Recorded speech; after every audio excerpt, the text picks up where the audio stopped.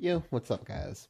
Nandra here, and this is gonna be the game three of my 5 game series for when I play Take Two. So this game is Ultimate versus Shadow. So I believe this game and game five, well, game three, four, and five were all the most difficult because for games three and five, I was versus Grandmaster players, and for game four, I was versus a Swordcraft main. So let's just go ahead and jump into the game.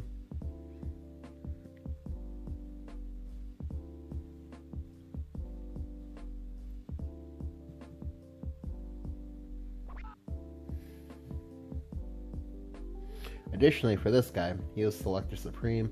Selector Supreme is one of the titles that you get when you do very very well in Take Two. Again, I forget exactly how many wins you need. I think you need 20, maybe more. Alright, so I mulled everything away. You might be wondering, why did you mull everything away? I believe I covered this in one of the previous games. However, if I did not, I do not like one drops. Even in limited format, I do not like one drops. The reason why is because if you have common sense, you're gonna draft a lot of 2 drops. What do 1 drops die to? 2 drops. What do people have? 2 drops. And generally, if I'm unable to draft a lot of pings, I'm not gonna want to draft 1 drops. However, for this draft, I didn't have a choice because I believe an Axis Stray was tied to one of them, and I believe Axis Stray is very very good in Take Two, and I think my Bahamut was tied to a second one. Yeah, something like that. Anyway, so the hand I have is Nugget. I have a 2 drop, but I need a 3 drop. I'm on the play, so that part is nice. However, Ninja Master is not the kind of 5 drop I would like. However, Action Stray is a good 6 drop I would like. So my hand can go either way, and it all depends on what my opponent does. Alright, so again, I just gonna play up the Oath this night. I do this because going wider is good in Take Two, because even if they have removal spell, they can only remove one thing. They can't remove both things at the same time. Additionally, it helps versus Shadowcraft because they have a lot of 1 HP, 1 attack bodies, and that are like skeletons and whatnot. So it helps for trading into those. So here, when he plays the Death Brand, that's very very important for me. It's important for me because now I know he probably drafted a lot of removal, and that's relevant because if you draft a lot of removal, that means that I'm gonna have to play a value game. And that I'm most likely going to get a lot of my things removed before they can get any value out of them. So whatever I play needs to be able to do something on that turn. However, this is good for me because he trades, and this frees me up to go ahead and just go Goblin Leader on my opponent. Now this Goblin Leader is going to force an Evo for my opponent. Like he's not like if he has a zombie party, fine. But here, he has his own Goblin Leader, so this is actually very, very nice for him because now it means I've got the Evo back. If I don't draw a 5-drop, I'm in an awkward spot because I do not want to Evo this Ninja Master into this, but I'm going to have to. So I do have to do that. The reason why I do that is because generally, for me, at least in limited format, where Goblin Leader is more powerful than he is in standard, than he is in constructed. I like to try to save my influential creatures that do something by themselves without needing an Evo. I like to try to save those towards the end of the evolve cycle. The reason why is because it makes it a lot harder for my opponents to deal with, just because you suddenly lose the option of, oh, I'm just gonna evolve a creature into it. Well, if you don't have Evos, you can't really do that, can you? So here, I just go ahead and bump. I bump into this because I want it to be that, oh, okay, I want it to be like I can get a board save that works for me. The reason why is because I want my opponent to go wide this turn. I want him to not only go wide, but I also want him to kill my Ninja Master. I want this to happen because this way, if he plays up two or more additional creatures, I can just go ahead and bump again into the goblin, kill it, and then go ahead and just go Axis Stray and then blow up his 2 creatures.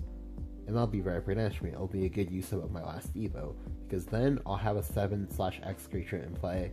That's very difficult for him to evolve into, because anything he wants to evolve into it is going to die. When that thing dies, in addition, it'll probably have to be something big, because again, we know he drafted a lot of removal. So then that'll let me play Goblin Leader on a naked board. I get to play Goblin Leader on a naked board. I probably win this game. The one damage here, it doesn't matter. What matters is me making a board and me being able to win. So again, he does have the removal spell, like I knew he would. And here he goes Actress Feria. It's not really a punish per se. I actually didn't really mind this. It was actually pretty good for me overall, because like it lets me get a good Actress Feria off.